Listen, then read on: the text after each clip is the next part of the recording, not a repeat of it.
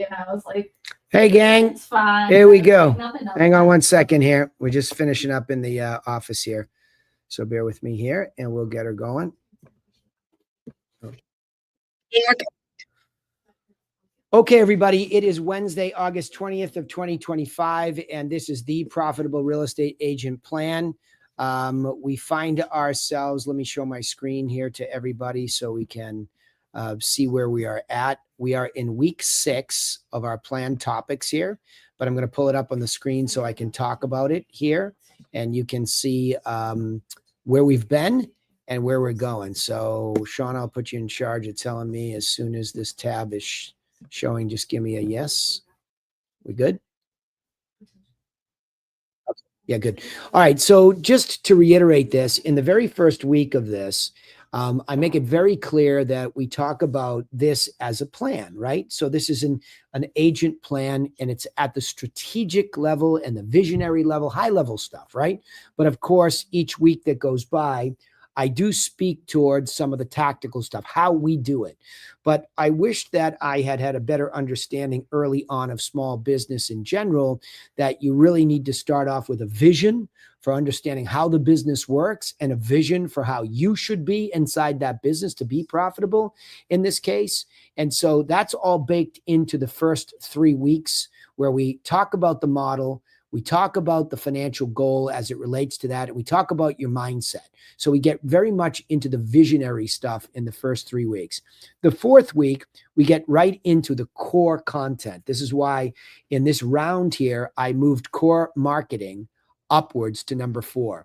Because as we just did in our in-office meeting tonight, we talk about the buyer and the seller package that we developed and all the pieces of content that are in there, because that is very core and fundamental to being successful and unique, like we talked about week 5. So last week, if you go back to the recordings, I actually showed the very specific buyer and seller package, which is over my shoulder there to the right. We went through that in detail last week. And that now brings us to a point where we were just doing some open house training here tonight in the office, where we talk about an ideal avatar, right? Or an ideal customer.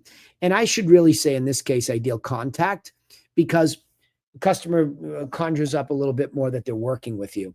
A contact is something that's running through this business and it's changing its disposition. So if you think about what you're manufacturing, which is hopefully a happy past client who's likely to repeat and refer, forget about the money. The money goes out in the beginning, comes back in during that phase, and hopefully the inflow is much higher than the outflow, right? But it's the contact that's floating through your business. And so as a very standard marketing concept, not only is the unique selling proposition standard, like you have to make an irresistible offer of information, but also to whom? To whom? I mean, you can have the greatest buyer or seller package in the world, and you can offer it to the wrong person at the wrong time, and it won't land. And you might have the erroneous thought or inaccurate thinking, as Napoleon Hill likes to refer to it, that this doesn't work, or you can't make it work, and this business doesn't work for you, and that's all wrong. It's just based on misunderstandings of how to make a market to message match. And that's tonight's call that we go into. Who is this person? And then I'll get into at the end of it a little bit, some anecdotes, as I usually do, some real stories about even in that open house, when somebody signs in, just because they don't sign in with an agent's name, in other words, they don't have an agent, that doesn't necessarily make them an ideal potential for you. Okay. So there's a lot to it, and some of that intuitive and how you feel about that person. In fact, I have all the ladies in the office here tonight are just eavesdropping on this call as well. And we just said, listen, when you're in an open house, don't just feel like, everybody is a safe place for you, right? If you ever feel awkward or something strange, walk outside, make a call on the speakerphone to one of us or, some family member, and don't ever be uncomfortable. That's the extreme. But there's still the intuitive moment where you're trying to decide, is this person really vibing with me? Are they listening to me? Are they respecting me? Are they accepting the information with open arms that I give them? Are they asking questions about it? All of that is going to be an indication that they might be avatar. Okay, so let's get into this here today. Where's my, let me get my thing here. Okay, move it down. Sorry, talking to myself. Okay, so now you should be seeing who's your avatar. So the most important thing to understand here is that we are trying to develop, hang on, I don't know why it's showing all the answers. Well, I guess it's not going to play nice with me. Let me start this slideshow. Okay, here we go. So a marketing avatar is what? A fictional representation of your ideal customer. Now, that might sound goofy and it might sound like some weird exercise. However, if you were with me or have ever heard me talk about mindset training, you've heard me reference the book by Maxwell Maltz called Psycho Cybernetics.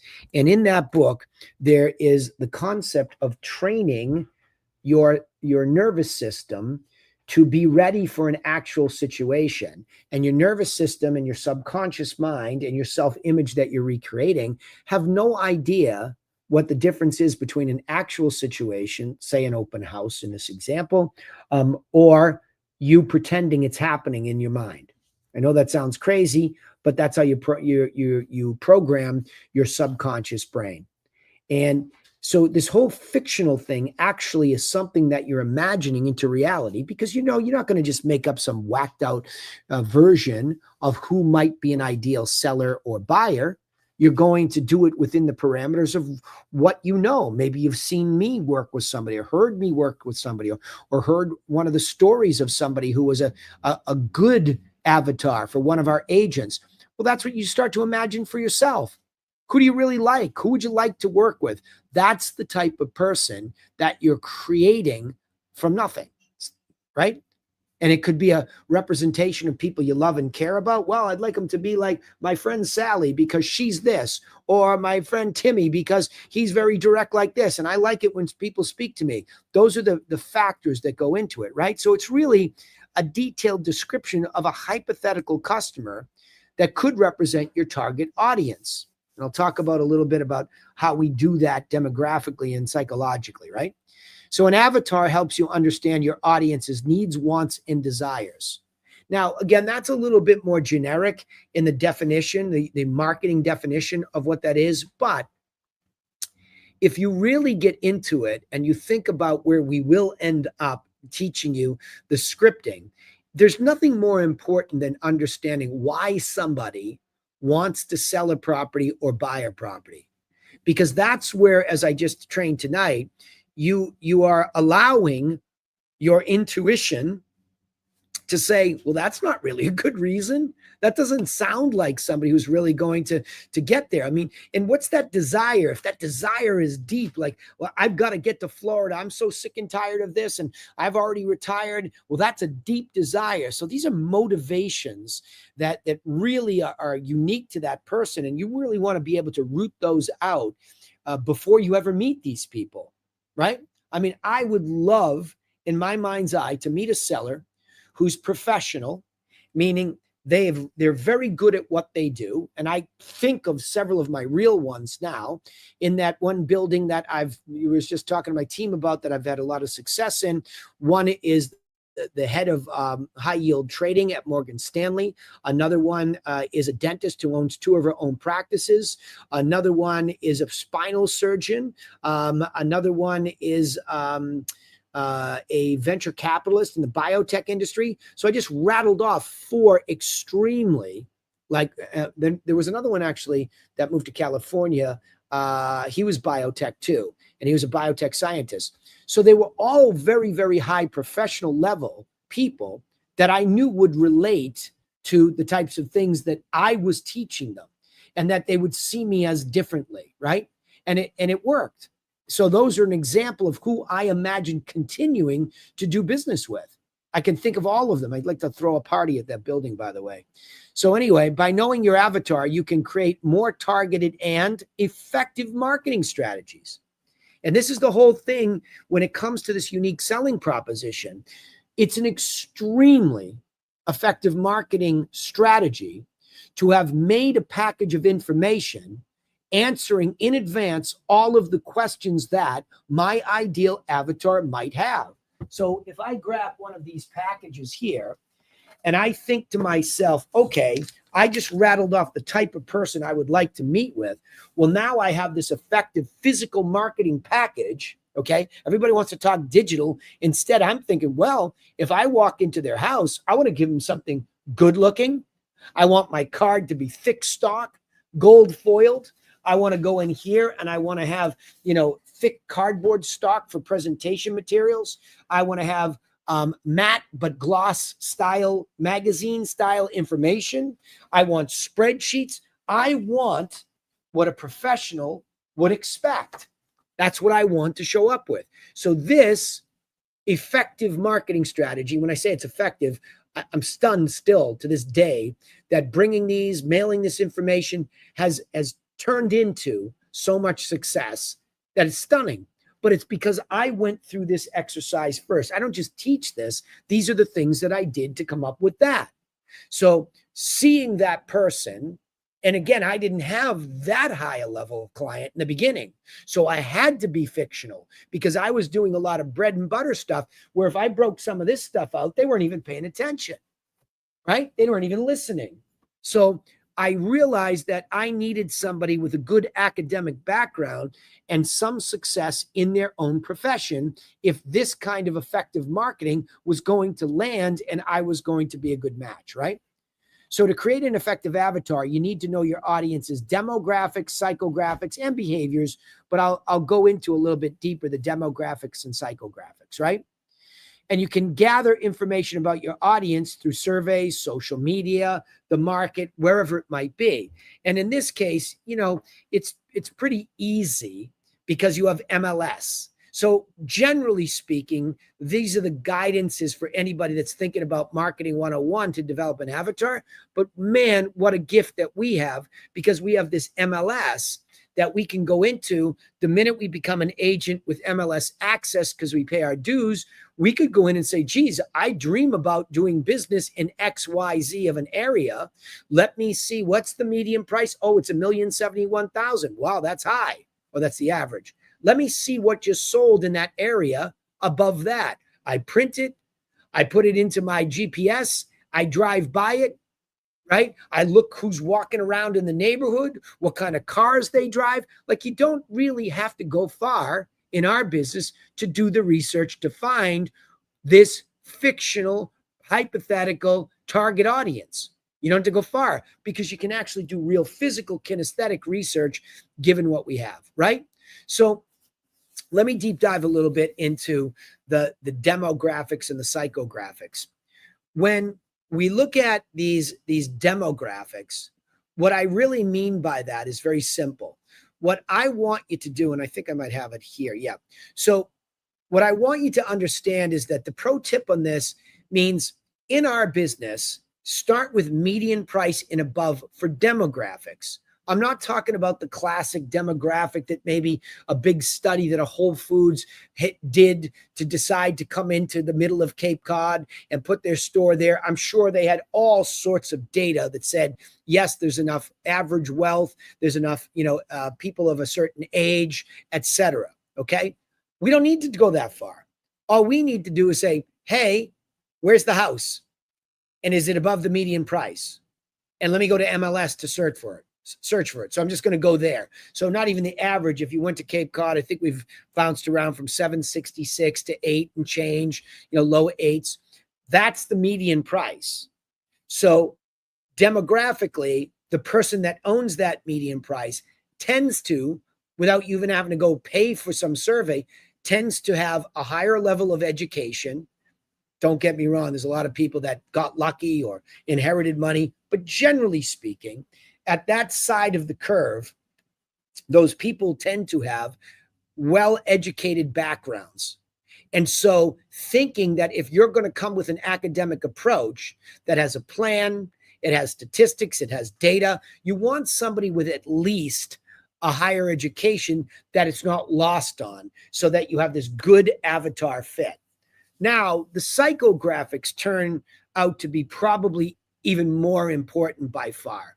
So the two things that help with psychology of the sale to see if you have this match would really be much more about you thinking, all right, well, wait a minute. Why? So that's a psychographic, right? That's a psychology. If I find the median, and this is why a lot of people that do circle prospecting just generally, or just get a whole bunch of leads, why would you ever do that? If you could choose a demographic by simply going into MLS, looking at a radius, looking where there was a bunch of solds first, understanding what that type of person might be like, and then going in and subsequently looking at an expired list in that same area, these people that weren't successful, and then try to go to them and figure out why did they try to sell it in the first place, and secondarily, are they still motivated to do so? And those things become extremely important for you to understand, that if you have made the offer of free information like you're supposed to somebody walking through an open house, to somebody you've door knocked, to somebody that you've telephoned, whatever it might be, in exchange for those goodies, you now can take something back without much of a resistance. Because once you give, it triggers the law of reciprocity, where they'll at least give you some insight as to how they're thinking psychologically. Psychographics, right? That's what we're looking for. And we know in this business that they have to have a reason why that is big enough to at least listen to our guidance. You get that now? Okay. Their why has to be big enough so that they're going to listen to our guidance, because they really are anxious, maybe even, or excited to make this move. Now, of course, for you, their why has to be a legitimate why. It can't be, oh, I just was trying to see, if I could get top dollar. Well, why were you going through that exercise to get top dollar? Oh, just, I figured if I could sell. That's not a psychographic that matches the ideal, right? That's not your avatar. Your avatar is somebody who says, unfortunately, I just lost my spouse. This house has just gotten to be too much for me. I'm stressed out. The bills, feel like they're piling up. I need to get out of it. That's a huge why. But then psychologically, you have to learn that when you're trying to help somebody sort through that why that's emotional, there's a clarifying scale that I learned about from Fred Reichheld in his book, right? That I'm trying to figure out, on a scale of 1 to 10, how likely. And that's Fred's book, The Ultimate Question 2.0, where he asks a question on a scale of 1 to 10, how likely are you to refer us? And it's called a Net Promoter Score. If they're a 9 to 10, that is a very big motivated level to do something, to take an action step. In that case, to refer somebody. A 7 to 8 on that psychological scale is neutral. So perhaps those people can be nurtured a little bit further and they can be moved up. A 1 to 6 is a net detractor. So you have 1 to 6 net detractor, 7 to 8 neutral, 9 to 10 motivated to do so in the context of referring. So of course we can apply that same scale psychologically to a lot of things, not the least of which is this business, and trying to help them determine it. Yes, you're trying to take it. Be careful of this. It's a slippery slope. I'm teaching you what to do, not so you can say, oh, this person's a 6, right? Not so you can do that, right? So that you can see where they are on this scale. And yes, if they're 6 or below, why so low? Because they might be a good person demographically, own the right place, right priced place in your area, and they might just not have a big enough motivation anymore because they got disheartened. They didn't get that one property they were really trying to go for, and they really had no interest in anything else. They decided not to go to Florida because, their tax situation changed. Who knows? Who knows why something changes? But you're helping them go through a psychological process to say their why, to get it off their chest. And most agents never ask this, to say the why. And by the way, the most important point of this is when they're a lead where you don't know their why and you don't know their motivation, to bring them to, oh, they had a real why and a motivation, and they didn't have a realtor and they took my stuff. That's a prospect. And that's the simplicity of this. So we have this idea of an ideal contact who we can pull all the way through, right? However, not everybody's ideal, even though we start off that qualification, and sometimes they might seem it. But we have this framework to realize the majority of the people that we will try to qualify to become an avatar or to see if they are an avatar will go away. They'll have an agent. Their plans have changed. They don't really have a big enough why. Their motivation, especially, and this is where the tripping point in this business and building it comes. Most people that you will talk to do not have a right now level of motivation at a 10 plus. Most of them. It's actually rare. And if you do find somebody like that, you better pull the fire alarm and try to get into their house like that day, that week, because they're probably already zeroing in on somebody else. So I don't love those types of people, even though you think I would intuitively. I like somebody who I catch a little bit earlier than everybody else, that I can make my unique selling proposition offer of seller information or buyer information to set me up to pull them to the side as a prospect and begin to nurture them through the provision of information that matters to them, elevating that to service that I offer them, whether it's just my insight in the beginning or whether I go to the house and give them more information, tips on what to do, what not to do, give them the net sheet. Or like a buyer, I've gone out and previewed properties for them. I've been out there looking. I beat them to the house. All of that for free, but only if I know there's a why and there's a high motivation to do so. Now, the motivation to do so, to set your business up, what I prefer you found is 6 months and under, where they're going to feel like a 9 to 10, okay? Because that condenses the whole business down to what is a manageable time frame in your brain, especially if you're new to this.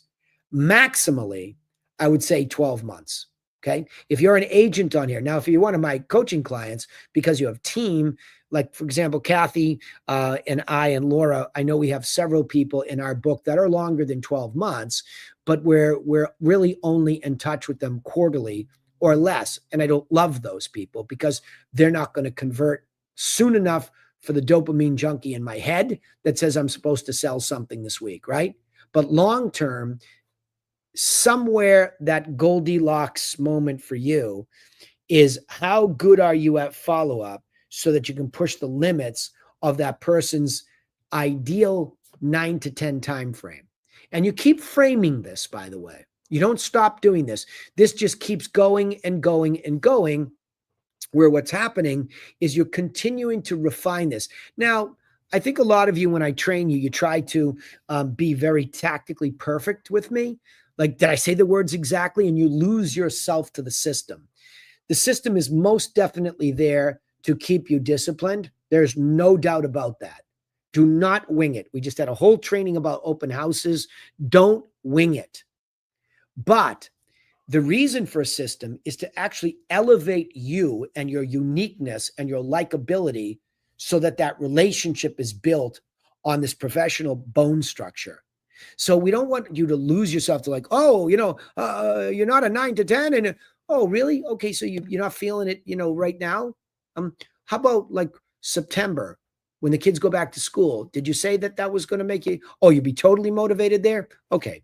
So listen, let's not put you under any pressure in August where you get the kids squared away. But in the meantime, I am going to keep sending you things as they go pending and sold so that when we get to September, we hit the ground running and it's not a cold start. So if you have time in between what you're doing with the kids, take a look in there, right? See what I mean? So it's frameworks are there to elevate your level of service to feel Goldilocks right. Some people want to get stuff done and they want you to do it. Other people want to consume every little detail and they don't want you breathing down their neck. So that's that whole DISC personality profile thing too, that comes into the discussion about avatar, to the extent that you have to understand how you are making them try to behave like you. Say, I have a lot of high I and a lot of high D, and I have negative S and negative C. If you don't know the DISC personality profile, that means I have plenty of dominance and influence in me. That means I like to talk and I like to tell myself to shut up at the same time, right? They're all looking. So, but that's true about me. You would never know it in this type of an environment where I have to coach and talk the whole time. But the key is you have to be able to gear shift with ideal avatar, because it's not always a perfect personality match to each one of us. And you don't want to throw it away. Remember, demographic is if they own a median, or better yet, average and above house where you want to go to, you want to like understand there are going to be D's, I's, S's, and C's. You're never going to get a perfect match to you. And sometimes when you do, that's not good. As they say, opposites attract. But you do have to learn in a system how to work with a variety of types, but you cannot sacrifice some critical things with avatar. Okay. Number one, again, there's a real why. Number two, inside of 12 months maximally, they can see themselves probably getting to a 9 to 10. Okay. Number three, you feel comfortable with them because they're engaging your unique selling proposition information, and they appreciate your effort to do this, right? When they don't appreciate your effort to do this, question whether or not there's a future with that person. Because when they become your client, if they don't appreciate you at prospect level, they're going to question everything you do, water it down, diminutize it, and just not see the value in you and give you a rough ride, when there are plenty of people out there that would absolutely pleasantly consume your information. So those are things that there's a lot going on there too. So I'll go to the Q&A next here, but there's a lot in there about avatar, but simplify it. Okay. They have to have a why. They have to be motivated. And my preference is, especially because this is the profitable agent plan that we're teaching you, that they're median and above whenever possible. It doesn't mean that in a bell curve of distribution of data points, of course you can cheat like a standard deviation of, I don't know, let's just say, forget the standard deviation. Let's take 10% to 15% below the median. Okay. On an 800, I mean, you're still 720. I mean, that's still a great price. So you could even go a little bit more. So be judicious over there. But I'm telling you, if I could have it back again 26 years later and somebody taught me this, I would have been door knocking immediately to everything that was $1 million and above. Immediately. That's all I would have done if I knew what I know today. Because the people that are wealthy and professional, like I just rattled off a whole building's worth, they loved this stuff. Or even if they didn't care to read it, they just saw that I came with it, and instantly they recognized me as one of them, a professional at what I do. And this is not an age sensitive thing too. I think Annabelle left. Yep.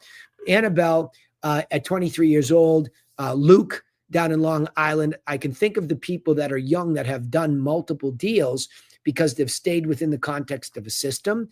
The people, one of Annabelle's clients bought a $1.7 million house right down the street. And that gal was a CFO at a company, chief financial officer. And like, that's a serious professional who knows math and numbers. And when Annabelle stayed inside of the numbers and the math, like we tell her to, the lady was like, oh my gosh, I'm super impressed. And that's, that really locked it up for her. So, all right. So that's enough of the slideshow here. Let me stop that. And remember, on these calls, I'm happy to talk about literally anything that ails you in this system.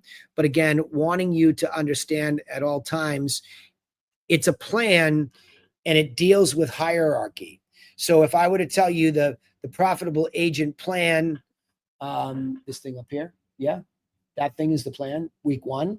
So there's a general strategic plan, and then we get into a lot of the how-to. So we have visionary stuff for the business and your mindset, and then there's a lot of marketing. Okay, so we have 4 weeks of marketing, 1 more next week with leads, right? Which everybody freaks out about, but think about that.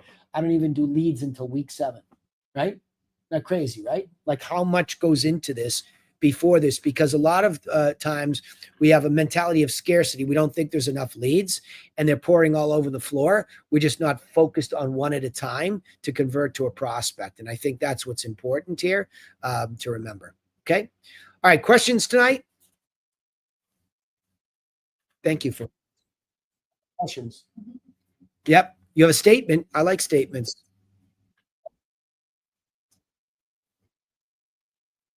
Attaboy. What happened? That's Luke. That's the other 23, by the way. Luke. Luke. Long Island Luke. Hi, Luke. Hi, Luke.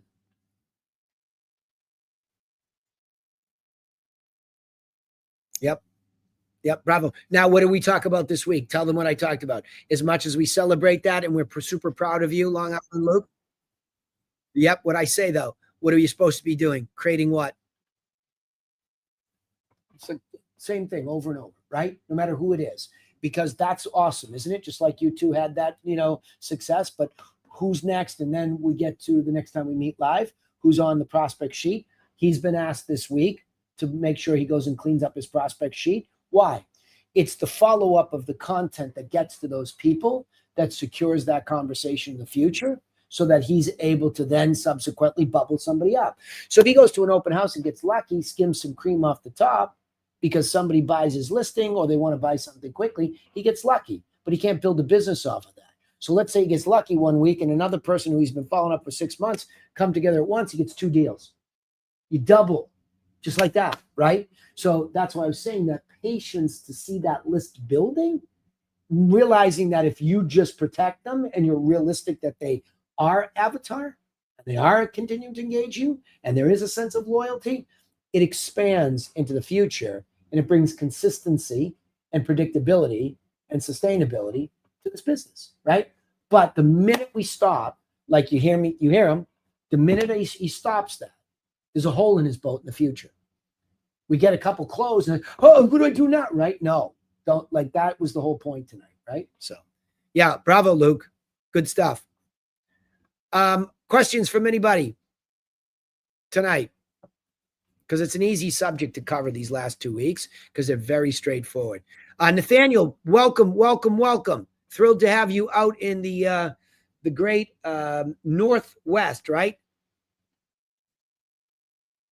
Oh, of course. Yeah, no, thrilled to have you. It's like jumping on a bus. So hang on, right? I mean, the bus is moving, right? But we'll sort it all out for you, and we'll go through some basic training. Paul and I will make sure that it gets understood at a base level. But for you, since you're here with me tonight, the thing that I would say to you is I'm going to give you. I'll put this in for everybody here. Okay. Hang on one second. I have to change this. I am going to put into the chat. He said, if he can get there, hang on. I'm going to put the recordings from this round. They weren't separated out by exact date. This might be a whole round of it right here. This is a whole round of this course.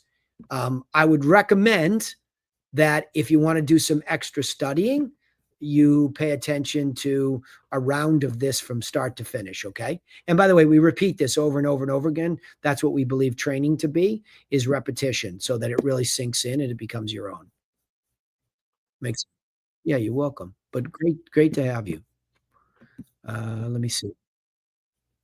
Okay. In the chat, there's the link. If you click on that, if you're on a laptop, it'll be hard on a phone. Otherwise, we'll just get it to it another time. Roberto, anything? Philip, who did we bring in? Phil, did we bring in somebody tonight? Did they get here tonight or just you? Yeah. Okay. No problem. All those recordings also, you hit me tomorrow. If you can't open that because it sounds like you're on your phone, we'll get it to Sean, and maybe you and I and Sean will jump on a little hello call. Okay. Yeah. Yes. The book that I referenced tonight was Psycho-Cybernetics. Okay. I'm going to put this in here. Hang on. There's a lot of books, but I think this is the one I referenced tonight. I'll put, oh yeah. Yeah. In fact, my son he just finally listened to me after all these years. It just took me 22 years almost to the day. And he can't put it down. Right. So, and I want you to have the old version of it. As much as I love Dan Kennedy and what he meant to my understanding of marketing, I think to get the original is better. This book was used by, let's see, where's Amazon? Sorry, I'm walking and chewing gum at the same time because I'm going to put it in the, these are all used. Don't get a used copy of a good book like this, please. That's painful.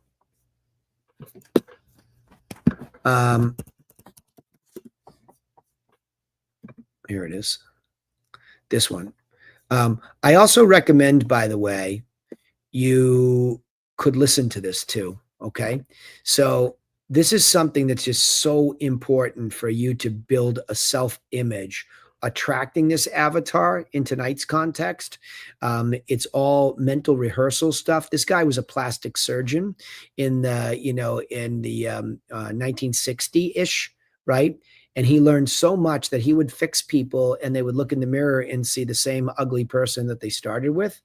And he would realize, wow, this has a lot more to do with something that he proliferated the term self-image. And yeah, it's, I don't know what else to say. It's super, super powerful stuff. So let me grab this and put it in the chat.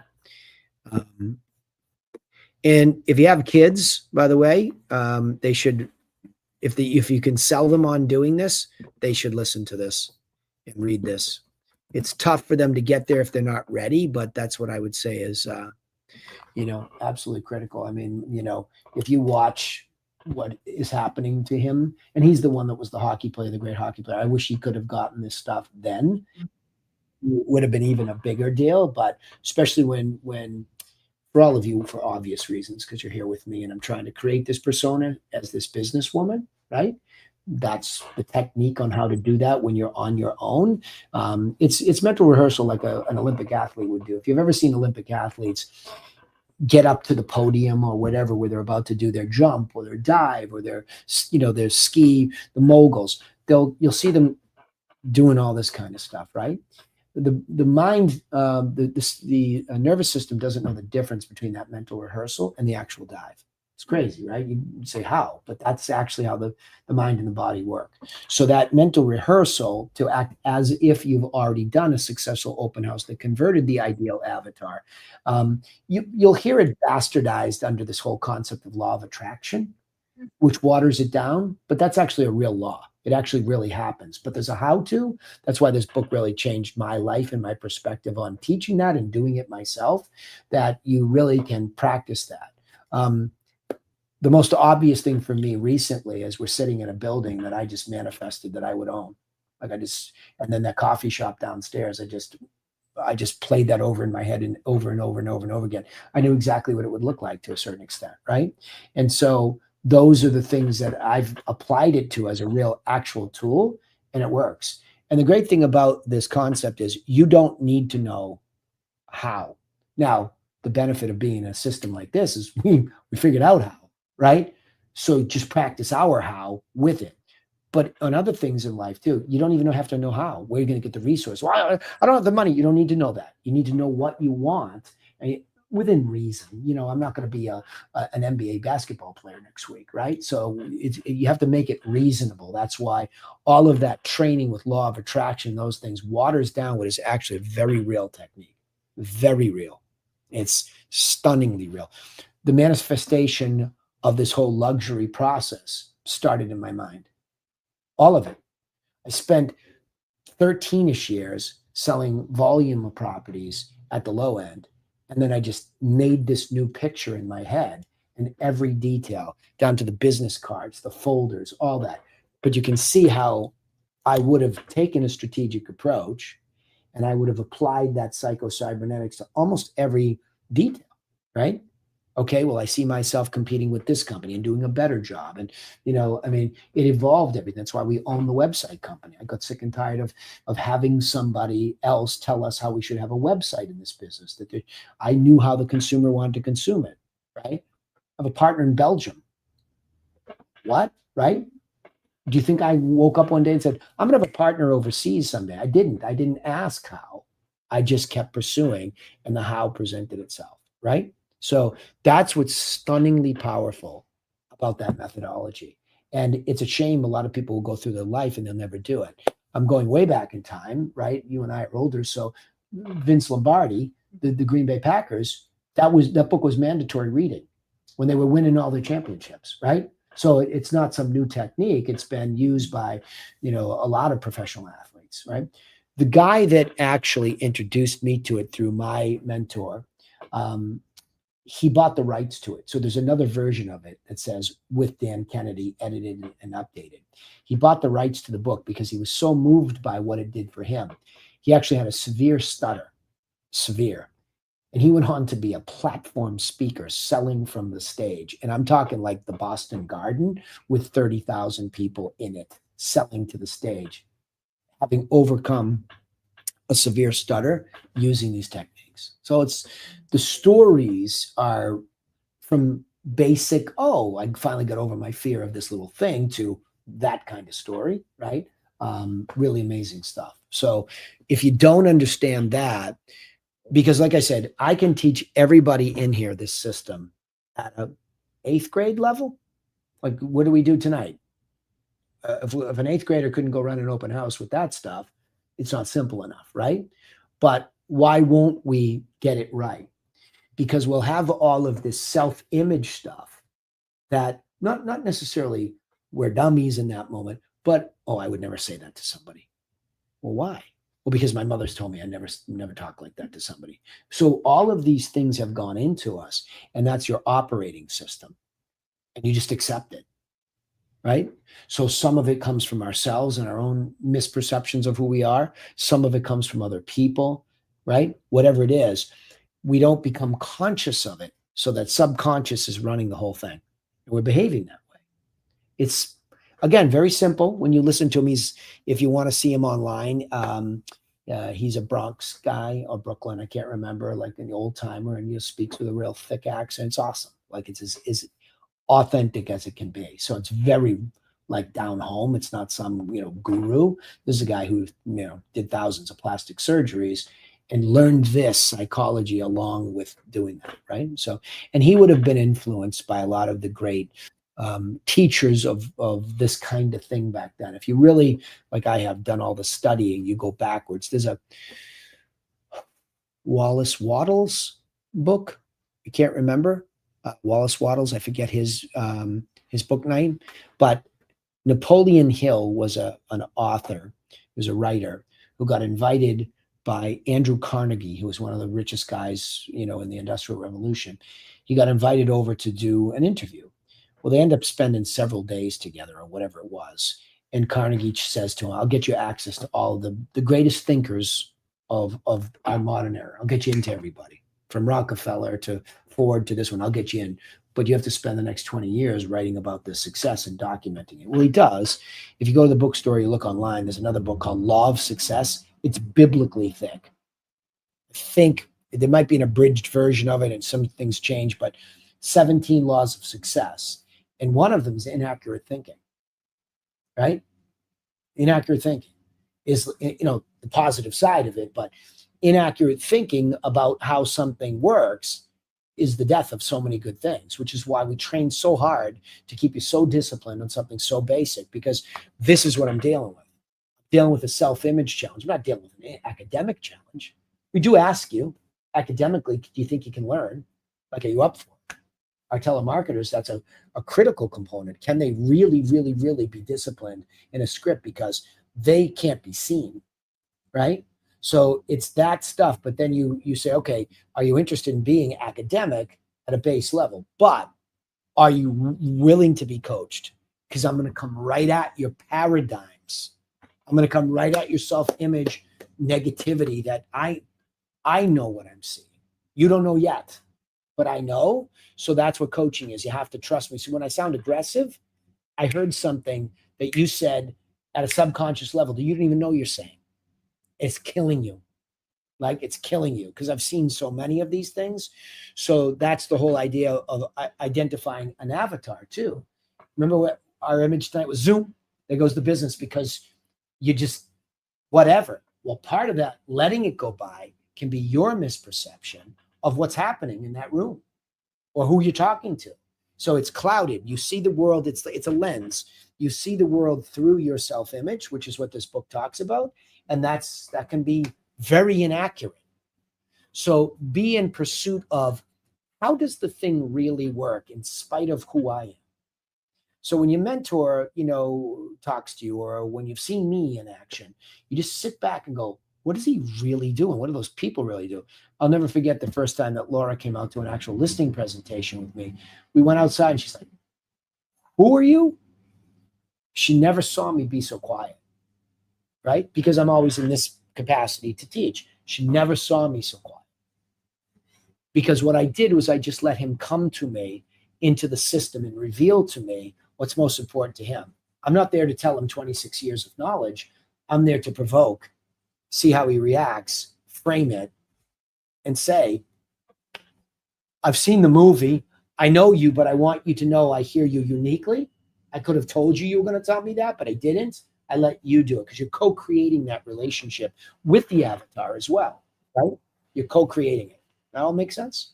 Yeah, good. Go ahead, Ben. Luke, you had something to say.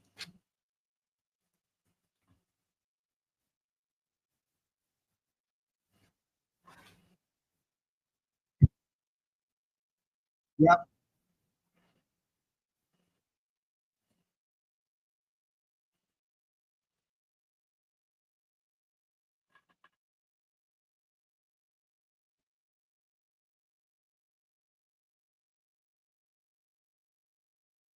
Yep.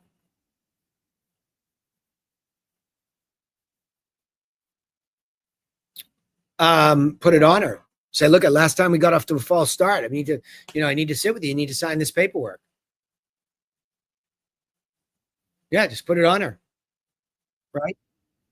Well, yeah. What are you worried about? You're worried about losing it, aren't you? You're worried about losing it. You already lost it once. Just say, are you ready? Do you have a real why and a motivation to sign this paperwork right now? If not, why not? Keep it in the framework. Yeah.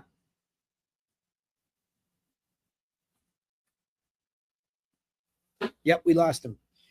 Yeah. Hey, Deirdre, thank you for posting that book. That's a good one. And it's an easy read. And it predates the other stuff too. Science of Getting Rich. Wallace Waddle.